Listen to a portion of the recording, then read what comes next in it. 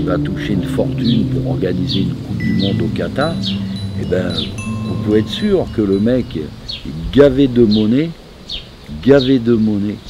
ça sera encore le Français préféré des Français. Mascarade. En fait, on arrive donc d'abord, si on veut bien regarder l'Apocalypse, après avoir fait une promenade dans l'archéologie, dans l'histoire, etc., dans les coïncidences, maintenant, il faut se poser la question, il y a des châtiments, mais ces châtiments, ils n'arrivent pas comme ça, ils n'arrivent pas sans prévenir, c'est pas, on va pas prendre une bombe atomique demain sur la tronche, non, il faut vraiment que les mecs aillent au fond du ridicule, c'est-à-dire qu'on est à un stade là où nous sommes en guerre contre la Russie, mais il y en a qui se sentent rassurés à Paris, à Saint-Nicolas-du-Chardonnay, avec un foulard Cacharel sur le teston, et qui n'ont pas peur de prendre une bombe atomique sur la tronche, alors que la Sainte Vierge a dit « Paris sera brûlé ». Ben moi, à leur place, j'aurais une espèce de petite méfiance, parce que on doit vraiment avoir l'air con à se retrouver devant Saint-Pierre, à lui expliquer que c'est une injustice, on était vraiment dans des élus, quoi. On prenait le Saint-Sacrement dans la bouche, pas dans la main, et d'un coup il nous est tombé un truc sur la tête, on a été vitrifié. Et à ce moment-là, Saint-Pierre vous dira, mais qu'est-ce qui vous est tombé sur la tête qui a fait que vous êtes mort? Bah, c'est un missile, il s'appelait Satan. Ah, d'accord, ouais, donc tu as eu un problème avec Satan, et tu viens m'expliquer que c'était pas ta faute, que tu étais gentiment installé dans ton petit appartement de 50 mètres carrés à 500 000 €, et que de toute façon, c'est une injustice de t'être pris une bombe. Bah non, tu vois, ton mode de vie à la ville, eh ben, pour qu'il perdure, il faut qu'on continue à faire ce qu'on a fait depuis des lustres avec nos chers amis américains, c'est qu'on pille l'humanité, qu'on laisse des enfants crever de faim, qu'on laisse des enfants crever de soif, mais que c'était bon pour le PIB, pour l'économie, pour toutes les mascarades financières qu'on vous raconte et que vous écoutez. Bon, moi je veux pas dire. Il y a deux hypothèses maintenant. Soit les gens vont comprendre ce que veut dire le mot châtiment, ou soit ils vont tomber dedans, par hasard, sans avoir compris pourquoi, quelle est notre faute, et simplement ceux qui ont juste un peu de bon sens, à supposer que Dieu vitrifie l'Occident demain. Alors je dirais pas que les Russes, je m'en fous de toute façon.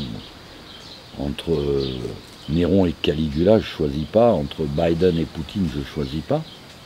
Mais par contre, je sais que, en fait, Attila, c'était le fléau de Dieu. Donc, lequel va nous punir, que ce soit Biden ou Poutine, ça ne change pas grand-chose au scénario, pas plus qu'une élection, pas plus que quoi que ce soit.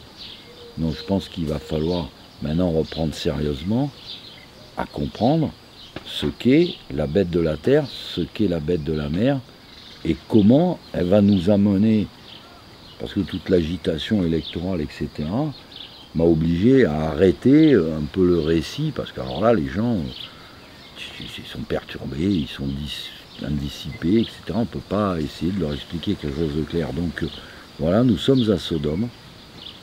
Sodome, relisez Ézéchiel, allez sur mon Facebook, je vous l'ai cité. Qu'est-ce qu'il accuse de Sodome? C'est pas ce que vous pensez. Qu'est-ce qu'on va se prendre sur la gueule?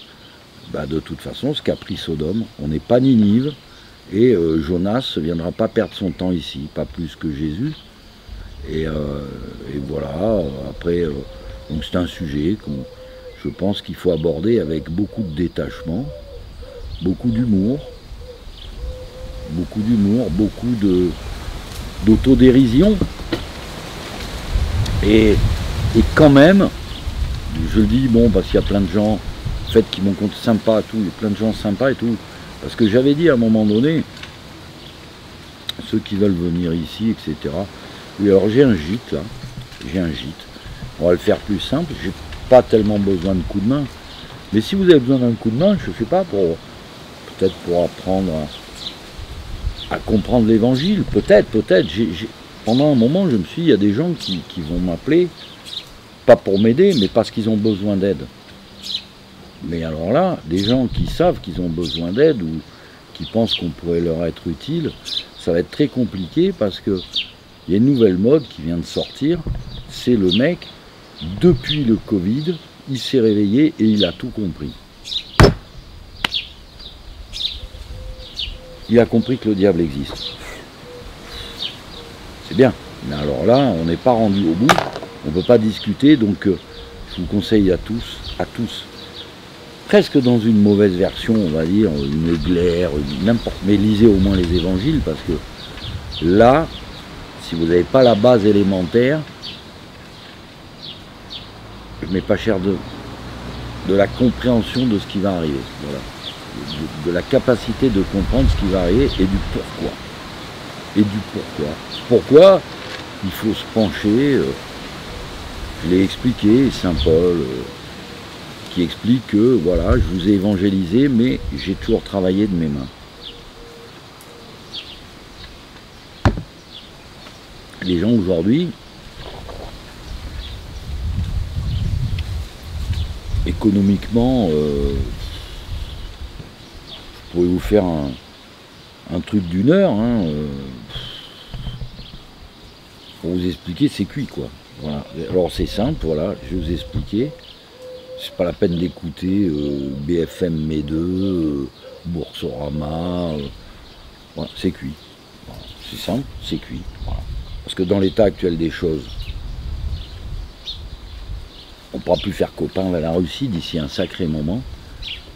Et dans pas longtemps, bah, cet hiver, enfin, c'est bien, j'admire quand même ce sentiment d'humanité de ces gens qui veulent pas que le sang des petits Ukrainiens coule dans ces radiateurs. Faut l'entendre. Les 1 million de gosses qui meurent de soif, enfin plus que ça par an, ça le gêne pas. Il est prêt quand même à encaisser des dividendes de Veolia, le mec. Hein. Il va m'expliquer le sang des Ukrainiens, mais par contre, les dividendes, ça les gêne pas de les encaisser. Ça les encaisse pas ça les gêne pas, je vais dire, d'exiger une retraite alors que de leur vie, ils n'ont jamais eu la corne dans la main. Et puis de toute façon, c'est tous ceux qui... Enfin, dans les gens qui ont voté, par exemple Macron ou Le Pen ou Mélenchon, on va dire c'est les trois côtés. Je veux dire, bah, c'est simple, hein, vous avez les protagonismes de la prochaine guerre civile. Donc, combien de temps? J'ai mon idée, je la garde pour moi. On verra. Mais je comprends pas quoi, les mecs là déjà, il y a des trous dans les rayons. Si je vous explique l'histoire du blé, de la sécheresse, on a essayé de vous expliquer dans le bistrot de l'Apocalypse, les gars. Je vois des mecs qui sont à Paris, quoi, qui nous expliquent pourquoi on va se passer du gaz. Et comment tu vas te passer du blé, garçon? Déjà, t'as plus d'huile, t'as pas compris que 30%, ça vient de là-bas, mais le blé. Vous savez quoi? Les seuls qui ont réussi la récolte cette année dans le monde, c'est les Russes. Et nous, on se fâche avec eux. Ouais, mais c'est vrai qu'on n'aura jamais faim en Occident. Alors, donc, après ce petit intermède, où on a fait un peu de jardin, pour essayer de... C'était pas la peine de parler de sujets sérieux en période d'élection, tout le monde a le cerveau azimuté. Donc, inexorablement, quand ce monde s'agite, on se met à quatre pattes, on enlève la mauvaise herbe, on rigole, on boit un bon coup. Et je rappelle donc à ceux, si des fois il y en a qui pensent que quand Saint Jean dit « Sors mon peuple, sors de cette cité, de peur de participer à ses péchés et recevoir les coups qui lui sont destinés. Tu as le nom de vivant, mais tu es mort. Celui qui voudra sauver sa vie la perdra. Paris sera brûlé, Marseille sera englouti. Ça, c'est pas discutable. Tout ce que je dis, c'est pas discutable. Et donc, les gars, ils vous expliquent comment ils vont négocier de la manière la plus confortable une transition éventuelle, mais en gardant quand même un pied à Sodome, parce qu'il y a quand même un petit billet à prendre. Ouais. Ouais. Ouais. Pas de souci. Mais il y en a qui n'ont pas un petit peu conscience, parce que la marque de la bête, nul ne pourra acheter ni ne vendre. Là, non, parce que préparez-vous, cet hiver, ils vont vous le rejouer Covid, donc la mascarade Covid, qui ne veulent pas voir la catastrophe de l'injection. Mais de toute façon, je ne ferai pas l'offense à ceux qui ont compris de leur répéter, mais c'est déjà cuit pour les autres, il faut laisser tomber, il faut abandonner. Le mec qui n'a pas compris, vous voyez passer un mec avec un masque dans la rue ou dans une voiture, c'est fini, il ne faut jamais lui adresser la parole, enfin si, bonjour, au revoir, quoi, pas plus. Et donc là, maintenant, on va je dirais après, les gens, ils vont dire, oui, mais toi, t'es prêt, et moi, il faut que je me prépare de cette manière. Mais, vous savez, faut lire l'Écriture sainte. Hein. La femme de Lot, elle s'est retournée, c'est mal fini. Hein. Puis alors, vous regardez les archéologues, bah ouais, Sodome, légende, machin, non, Sodome, non. Regardez l'histoire universelle de l'Église, Sodome, vous verrez, archéologiquement, on connaît, comme on connaît, et Flavius Joseph connaissait la pierre de Seth. Hein. L'humanité sera détruite une fois par l'eau, une fois par le feu. Combien de survivants? Par l'eau, on sait. Par le feu, je dirais simplement que si on aime sa planète, et ceux qui habitent, moi je crois franchement que si vous croyez que Dieu existe, je n'irai pas punir les Bushman dans le Kalahari. Hein. Eux, ils peuvent vivre 100 000 ans, ils vont gêner personne. Hein. Mais moi, j'ai quand même l'impression que nous, là, en Occident, quoi, vraiment, on a dépassé les bornes de l'ignominie. Les bornes de l'ignominie sont dépassées, du cynisme, aujourd'hui, alors ils font tout cette espèce c'est la grande mode là, la compassion affectée devant une caméra de préférence pour une cause qui vous prend terriblement à cœur. Wow, les causes qui nous prennent à cœur, c'est quoi? Moi je dirais qu'il y a une cause qui me tient à cœur, c'est-à-dire que vous avez dit avec l'ami Pierre qu'on allait jeûner pour donner des cartouches à l'archange Saint-Michel.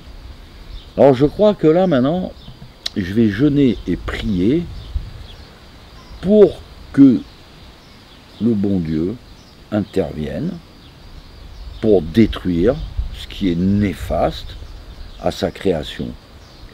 Et là, va falloir que vous méditiez les gars, parce que vu que personne ne prie pour rien, et moi je trouve que ce serait un bon truc, on va lancer une opération, on avait lancé...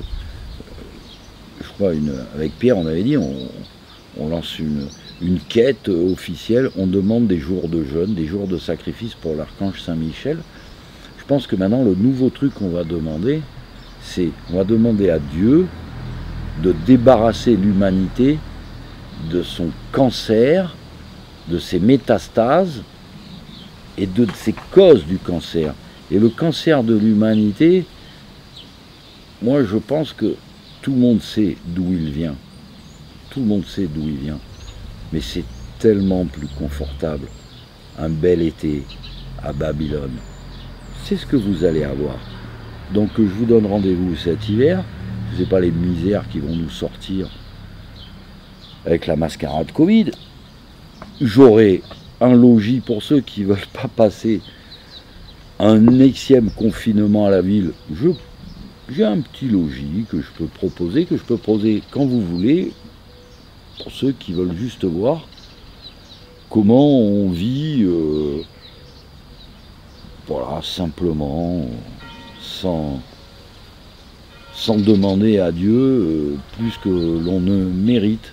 Donc on va aller voir, par exemple, on vous avait montré le jardin, comme ça, et en rigolant, on va aller faire un tour dans le jardin, pour voir si on garde quand même de l'énergie, parce que là, franchement, le jardin risque d'être décourageant. On a une sécheresse, les gars, qui arrive.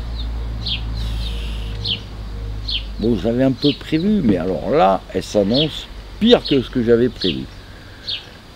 Donc, un petit tour, on va vous montrer l'appartement, puis on va juste vous montrer un carré de jardin, 2-3 petits trucs.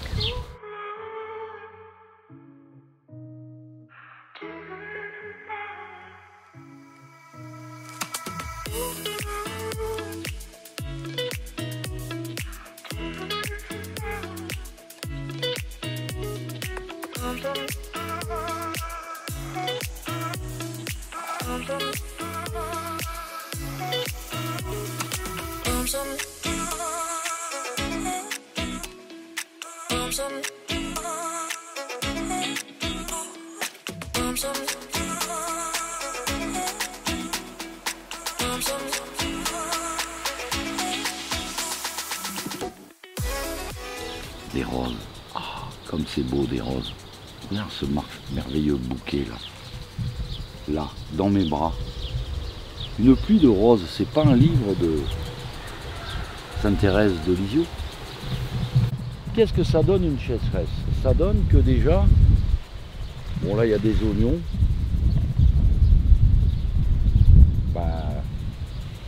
Arroser des oignons à partir du mois de mars-avril par là.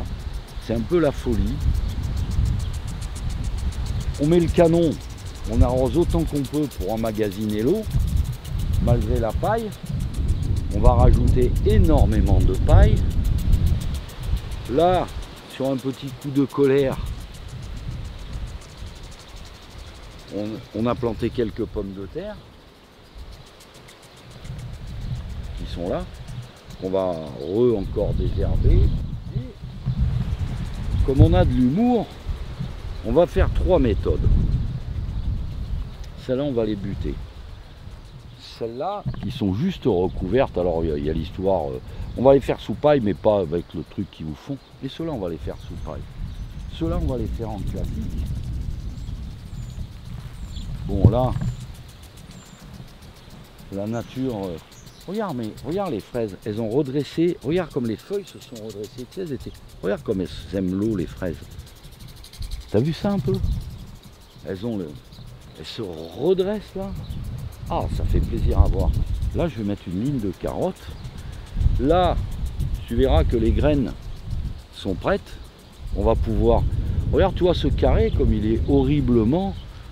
Regarde tout ce carré là. T'as l'impression que c'est un bazar, il est immense. Hein. Bon, il y a que le maïs, ça y est, il est fait. Donc le maïs, on va lui mettre les cucurbitacées au milieu, les haricots qui vont monter dedans. Là, on va tout nettoyer. On avance doucement. C'est grand, hein, du terrain. Et là, tu vois, par exemple, on a fait, à un moment donné, on a nettoyé un petit carré à la main. Tu t'en rappelles? Et bien, ce petit carré à la main, on l'a continué à la main, comme à cause de cette sécheresse, là c'est pareil, on a fait une... Tu te rappelles les oignons comme ils étaient tout petits dans une vidéo que je t'avais montré? Bah regardez, oui. Tu vois, il a fallu les arroser pour les ramener à la vie. Regarde, ils sont là. Tu vois, regarde comme il est beau ce randaille là. Là, bien entendu, il y a la serre, et il ne faut surtout pas lâcher le morceau. Donc là, c'est la 3e méthode de faire des pommes de terre en serre.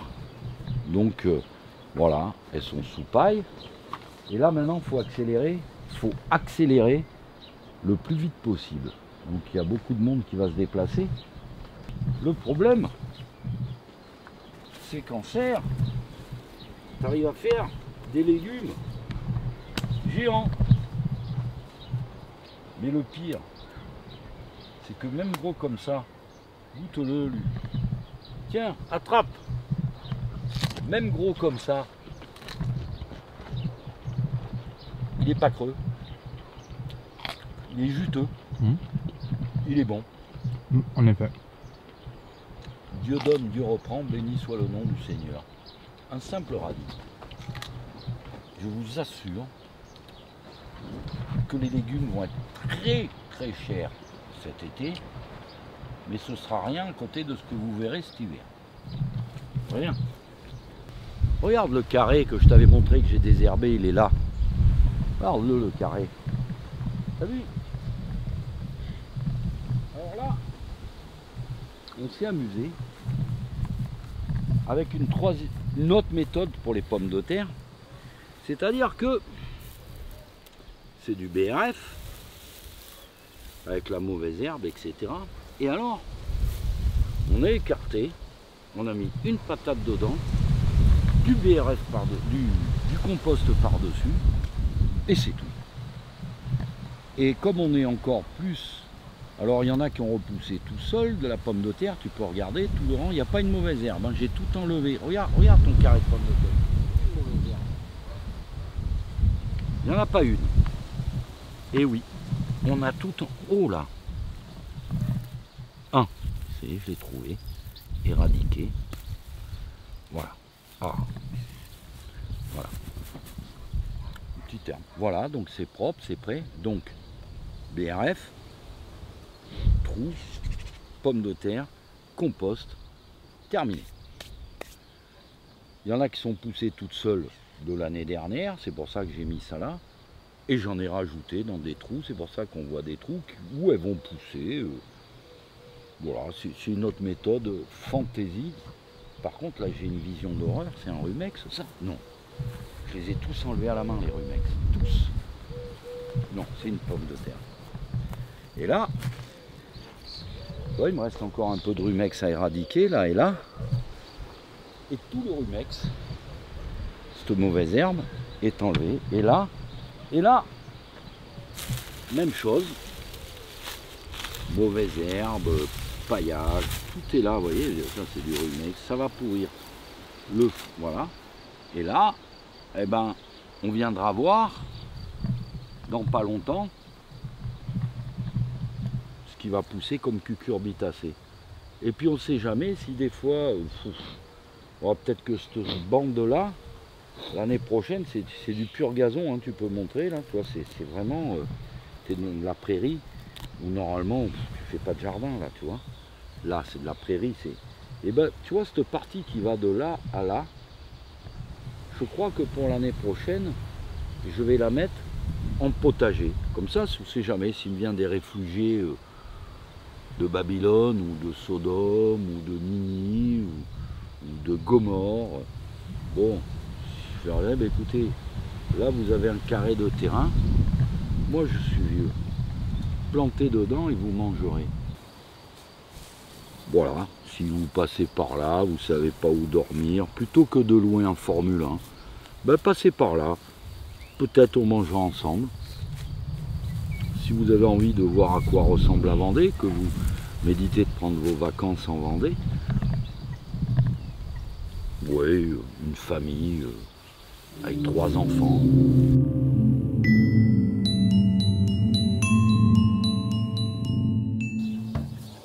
Ben déjà, tu regardes la sauge, je vois des bourdons, une cyrte là-bas, pas d'abeilles. Normalement, dans cette saison, normalement, ça c'est un tamaris en fleurs. Eh bien, normalement, ce tamaris, il devrait être plein d'abeilles. Mais plein, bondé. Il n'y en a pas. Je comprends pas. Pas d'abeilles. Pas une. Normalement, c'est plein. C'est plein. Pas d'abeilles. Et le 20 mai, c'est pas possible. Regarde. Tu vois là, tu as un noisetier que j'arrose. Ceux-là, je ne peux pas les arroser. Regarde, au mois de mai, regarde les feuilles. Regarde comme il est. Regarde l'état de sécheresse. Là, je me retrouve obligé d'arroser les fruits rouges. J'ai repris en vitesse, tu vois, pour qu'on puisse manger des framboises, mais regarde comme ils sont moitié crobards. Ils sont moitié crobards. Si j'arrose pas, ils sont morts. Framboises. Obligé d'arroser. Là, tu prends une terre, là où elle n'est pas recouverte, c'est sec. Regarde, c'est sec. Et encore, celle-là, je l'ai protégée. T'as vu? Là, tu as pas d'humidité avant plus de 10 cm, et c'est une terre protégée. C'est une terre qui a été protégée. Faut remercier Babylone quand même, parce qu'un merveilleux petit panier, tout mignon, tout neuf, j'ai ramassé dans la benne à ordures. Je me suis dit que ça va amuser les gosses, ça. Je vais arrêter un peu l'eau.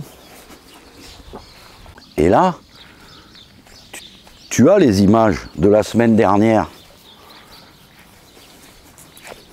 Alors qu'est-ce qui s'est passé depuis la semaine dernière? Si tu as les images de ce carré-là, tout le carré il a changé. Tu vois? Et là, tu as les semis de carottes qui sont partis, les oignons ils continuent leur route. On s'est amusé. Là, il n'y a plus une herbe. Pourquoi? Parce que, et il y a une dose de paille, pourquoi? Parce que, voilà, là, on tombe sur l'humidité et on tombe sur les vers, tu vois.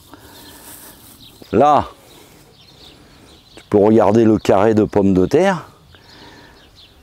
Toutes les mauvaises herbes, elle est jetée là-bas, elle a été enlevée à la main. Hein. Tu peux regarder.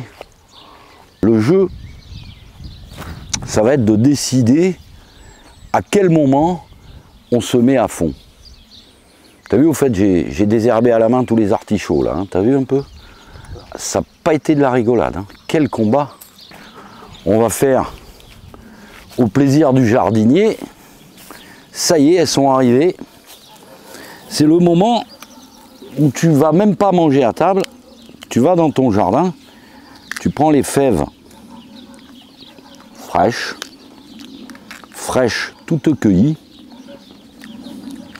C'est quelque chose. Hein.